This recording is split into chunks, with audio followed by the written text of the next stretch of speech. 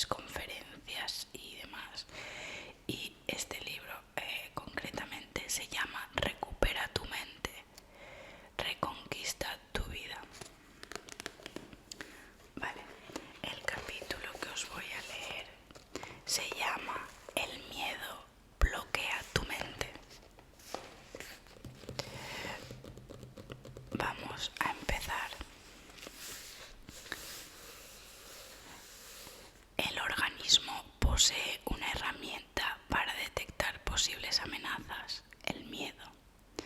Todos hemos pasado por situaciones de estrés, tensión y desafíos, momentos concretos en los que notamos una sensación física por algo que nos asusta, una araña trepando por el pantalón, o extremos donde vemos nuestra vida comprometida, que nos atraquen, secuestren, nos den un diagnóstico médico fatal, etc.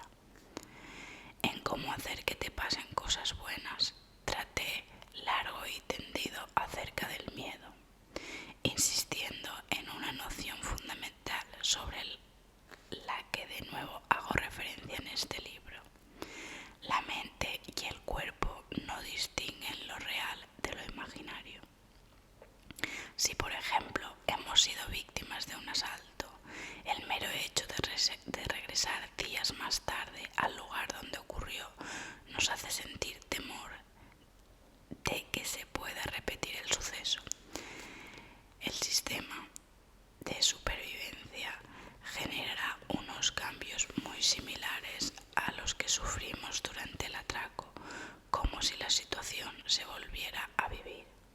Es decir, inquietarnos por cosas malas que pudieran ocurrir también genera liberación de cortisol.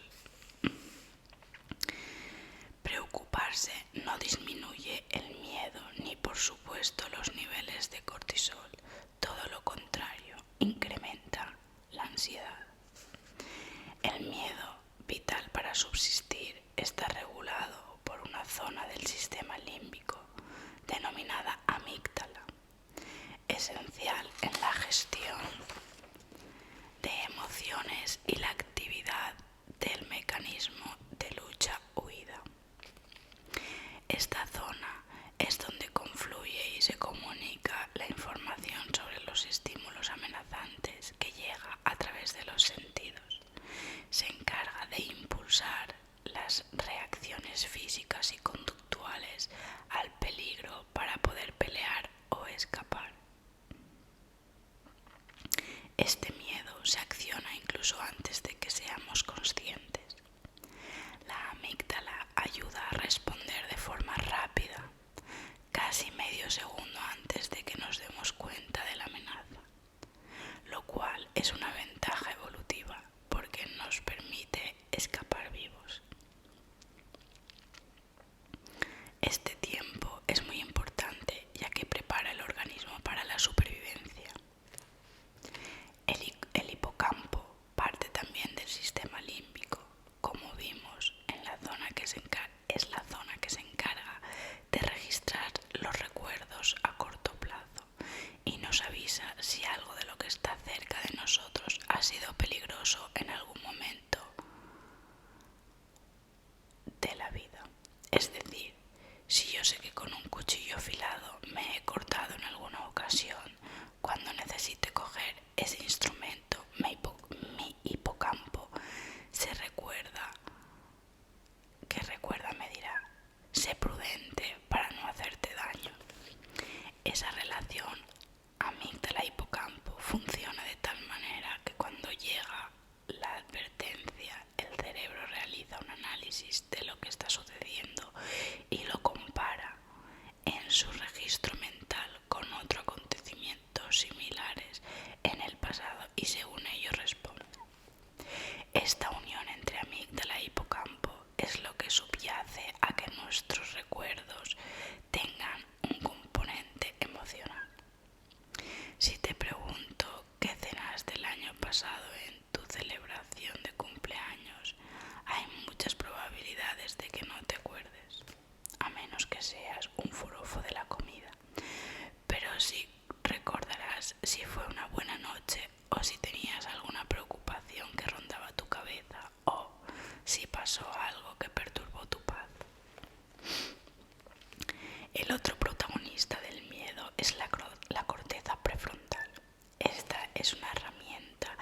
trascendental para gestionarlo.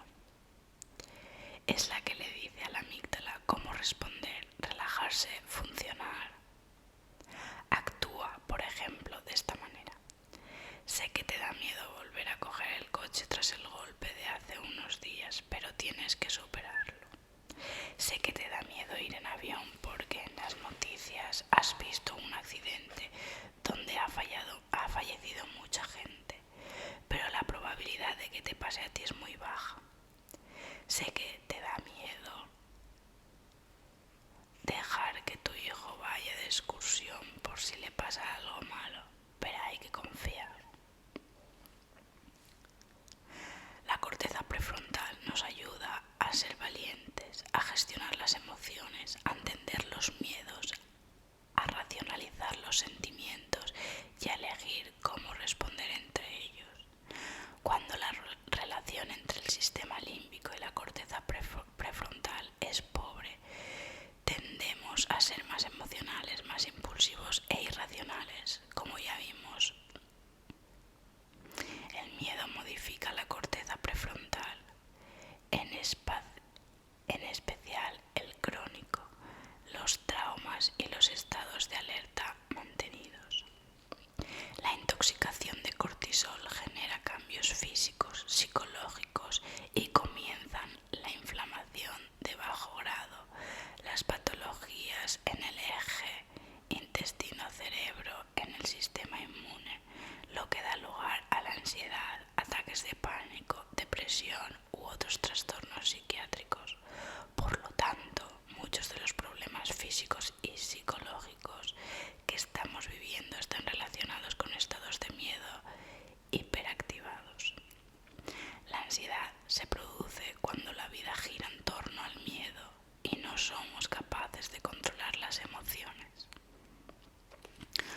Una persona que vive situaciones constantes de alerta por temas emocionales, por traumas, por circunstancias duras o fobias sin curar, notará un deterioro en su corteza prefrontal y le costará más planificar, regular sus impulsos, profundizar en temas complejos o empatizar.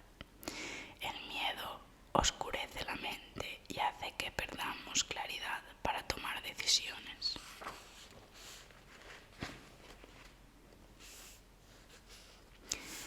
¿Qué pasa cuando la sensación de alerta se cronifica?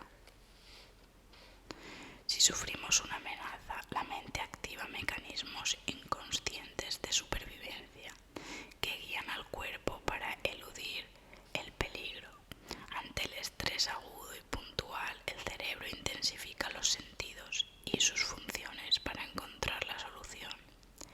Lo preocupante es cuando esa situación se instala de forma permanente, haciéndonos vivir con un miedo que nos bloquea y nos paraliza. Si ese estrés se cronifica, sucede lo contrario, se empieza a deteriorar las estructuras y áreas cerebrales y surgen la pérdida de memoria, una menor gestión de los impulsos y una peor respuesta ante un estímulo amenazante. La conexión sistema límbico-corteza prefrontal deja de funcionar correctamente.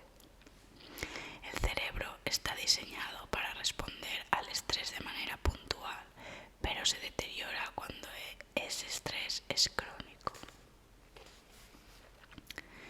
El trastorno de estrés postraumático es una afección que puede desarrollarse en personas que han sufrido situaciones extremas o eventos desagradables. En ocasiones son momentos de extrema gravedad, guerras, bombas, abusos sexuales, accidentes importantes, desastres naturales, ahogamientos, pero también puede surgir tras una experiencia que sea percibida como una amenaza para la supervivencia o la integridad física. Los síntomas incluyen pensamientos intrusivos que no se pueden controlar en forma de pesadillas, imágenes o flashbacks sobre lo que sucedió. Quien padece trastorno de estrés postraumático suele evitar personas, lugares o circunstancias que pueden reactivar el trauma. Esto se acompaña de un estado de hiperalerta e irritabilidad que llega a afectar al estado de ánimo, la atención y la concentración. Para que este trastorno se considere como tal, los síntomas deben durar al menos un mes y el miedo aparecer incluso cuando el estímulo sea nulo. Recuerdo a Alicia, una paciente que sufrió un abuso en una calle, en un callejón, un día mientras volvía a casa. Padeció estados de ansiedad elevados durante muchos años. Fue aliviado su trauma, pero cuando pasaba por una calle estrecha con poca luz o de noche, se activaban todas sus señales de alerta y en alguna ocasión llegó a sufrir crisis de pánico.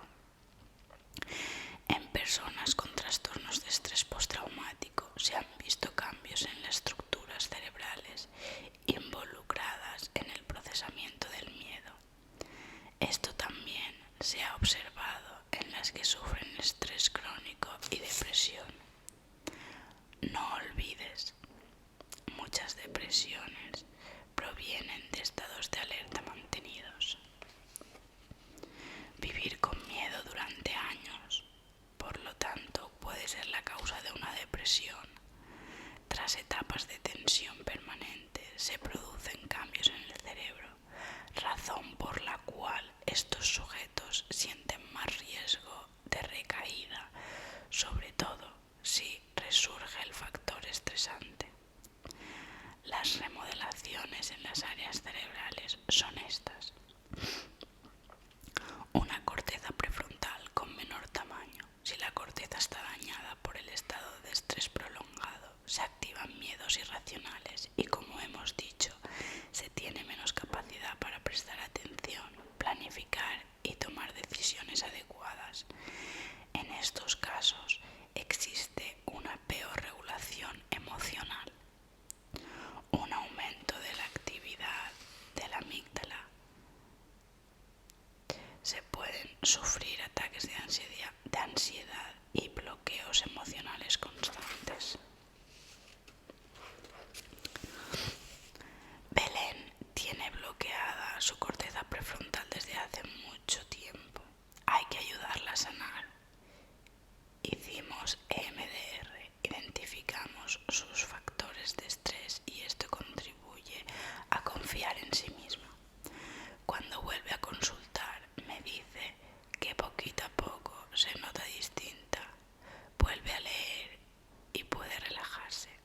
Lo interesante es que durante una semana de vacaciones se quedó sin su medicación y no tomó nada. Según me cuenta, en las clases fue percibiendo progresivamente mejoría. Marian, me entero más de lo que leo y logro estudiar, no puedo creerlo. He tratado muchos casos similares al de Belén. El abuso ha estado, por desgracia, muy presente en mi consulta. Cualquier tipo de abuso, pero muy especialmente el sexual, cambia el sistema de alerta del cerebro y cuando no es sanado genera un estado de estrés mantenido, afectando a la corteza prefrontal. Es una de las razones por las que reparar los traumas es tan importante en la vida. En terapia he visto chicos diagnosticados de TDAH.